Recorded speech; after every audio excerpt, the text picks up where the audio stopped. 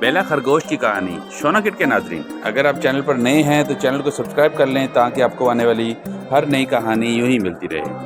اسلام آباد کے قریب سرسبز و شاداب وادیوں میں جہاں پھولوں کی خوشبو ہوا میں گھلی رہتی، پرندوں کی چہچہاٹ صبح کو روشن کرتی اور نرم گھاس زمین کو قالین کی طرح ڈھانپ لیتی، وہاں ایک خوبصورت سا گاؤں تھا جس کا نام تھا وادی گلزار۔ اسی گاؤں میں ایک نرم دل، پیاری اور ہر دم دوسروں کی مدد کرنے کے لیے تیار گلہری جیسی پھرتیلی خرگوش رہتی تھی جس کا نام تھا بیلا۔ بیلا کی رہائش زمین کے نیچے ایک گرم اور نرم بل میں تھی جو ایک قدیم شاہ بلوط کے درخت کی جڑوں کے نیچے واقع تھا۔ اس بل میں نرم گھاس، پھولوں کی پتیاں اور خشک ٹہنیاں بچھا کر بیلا نے اپنے گھر نہایت پیار سے سجایا تھا۔ ہر صبح جب سورج کی پہلی کرنیں مارگلا کی پہاڑیوں کے پیچھے سے جھانکتی تو بیلا خوشی خوشی اپنے بل سے باہر نکلتی اور وادی میں کھیلنے کودنے اور سب دوستوں کو خیر خیریت پوچھنے چل پڑتی۔ بیلا کسی عام خرگوش کی طرح شرارتی نہیں تھی، وہ بے حد رحم اور ہمدرد تھی۔ اسے دوسروں کی مدد کے لیے بے پناہ خوشی ملتی، اس لیے جنگل کے تمام جانور اسے محبت سے بیلا بہن کہتے تھے۔ ایک خوبصورت روشن صبح جب بیلا گھاس کے اوپر پھدکتی پھندناتی اپنے دوسروں کے دوستوں کے ساتھ ملنے نکلی، اچانک اس کی نظر ایک درخت کے نیچے بیٹھی الو پر پڑی۔ الو کے پر بکھرے ہوئے تھے اور وہ مسلسل آنکھیں موندے درخت سے ہلکے ہلکے کرا رہی تھی۔ بیلا فوراً اس کے قریب پہنچی۔ ارے الو بہن، یہ کیا ہوا؟ الو نے دکھ بھرے لہجے میں جواب دیا، بیلا، رات کو بہت تیز آندھی آئی، میں تیز ہواؤں کے جھونکے سے اپنا توازن کھو بیٹھی اور ایک شاخ سے جا ٹکرائی، میرا دایاں پر زخمی ہو گیا، اب میں صحیح سے اڑ بھی نہیں پا رہی۔ بیلا کے دل میں درد کی لہر دوڑ گئی۔ اس نے فوراً کہا، فکر نہ کرو، میں کچھ کرتی ہوں۔ وہ بھاگ کر پاس سے نرم نرم پتے، لونگ، خشک گھاس اور چھوٹی نرم ٹہنیاں لے کے آئی۔ اس نے درخت کے نیچے سے ایک ننھا سا نرم و گرم گھونسلہ بنایا تاکہ الو آرام سے بیٹھ کر اپنا زخم پرسکون طریقے سے ٹھیک کر سکے۔ اس نے الو کے پر پھونکیں ماری، زخم صاف کیا اور اسے تسلی دی۔ الو خوش ہو کر بولی، بیلا بہن، تم واقعی ہی فرشتہ ہو، تم نے میرا بہت خیال کیا۔ بیلا مسکرا کر بولی، یہ تو میری خوش نصیبی ہے کہ میں دوستوں کے کسی کام آ سکوں۔ الو خوشی خوشی اپنے گھونسلے میں بیٹھ گئی اور آہستہ آہستہ اس کا زخم بھی بھرنے لگا۔ دن کے دوسرے حصے میں جب بیلا دوڑتی ہوئی واپس اپنے راستے پر جا رہی تھی، اس نے قریب کے بلوط کے درخت کے تلے گلہری کو بے حد پریشان دیکھا۔ گلہری کے آنسو تھے کہ تھم ہی نہیں رہے تھے اور اپنی چھوٹی سی دم کو دونوں ہاتھوں سے پکڑے رو رہی تھی۔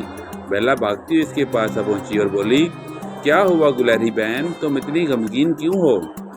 گلہری سستیاں لیتے ہوئے بولی، بیلا، میں نے سردیوں کے لیے جو میوے اور اخروٹ جمع کیے تھے انہیں میں نے بڑی ہوشیاری سے چھپا تو دیا تھا، مگر اب مجھے یاد ہی نہیں آ رہا کہ میں نے انہیں کہاں دفن کیا ہے۔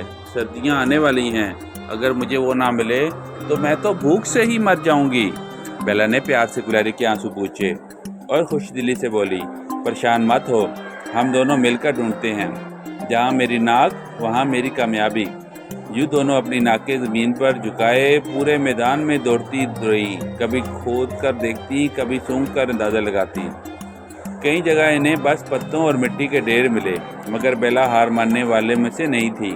آخرکار اس نے ایک جھاڑی کے نیچے سونگتے ہوئے شور مچایا، میں نے کچھ سونگا ہے۔ اس نے جلدی سے زمین کھودی اور وہاں سے سوکھے پتوں کے درمیان اخروٹوں کا ڈھیر تھکا۔ گلہری خوشی سے مارے اچھل پڑی، ہائے بیلا، تم نے تو میری جان بچا لی۔ بیلا ہنس کر بولی، دوست تو مشکل وقت کے لیے ہوتے ہیں۔ گلہری نے اخروٹ سنبھالے اور اپنے بل کی طرف لوٹ گئی۔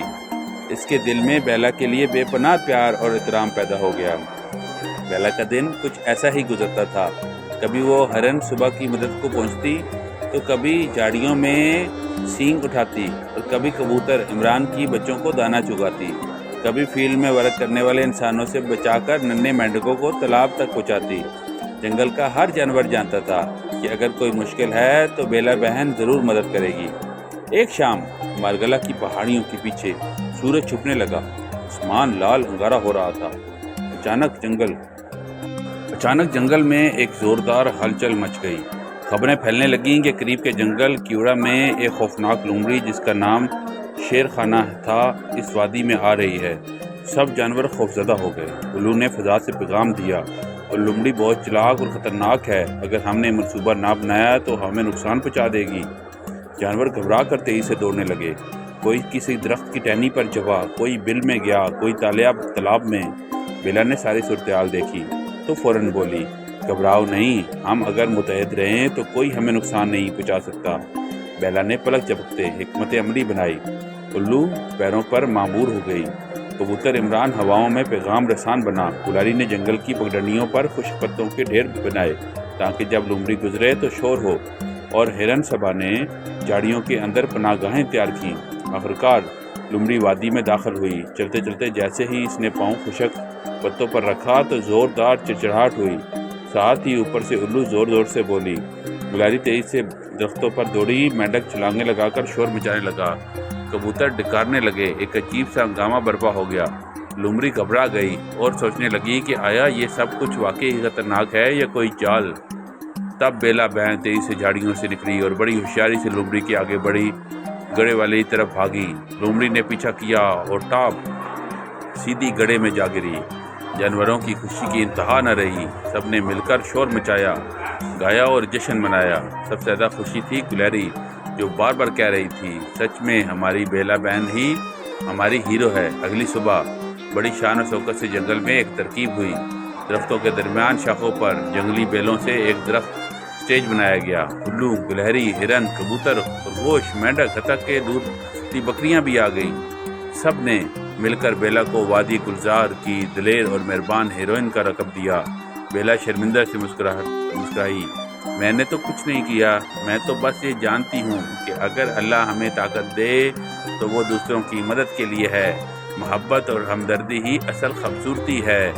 جانوروں نے زوردار تالیاں بجائیں، اپنے اپنے انداز میں، کوئی پر پھڑپھڑائے، کوئی دم ہلا کر، کوئی پانی میں چھپاک چھپاک کر کے، اور یوں جنگل میں ہمیشہ کے لیے پیغام پھیل گیا، بیلا صرف ایک خرگوش نہیں بلکہ محبت، بہادری اور خدمت کی مثال تھی۔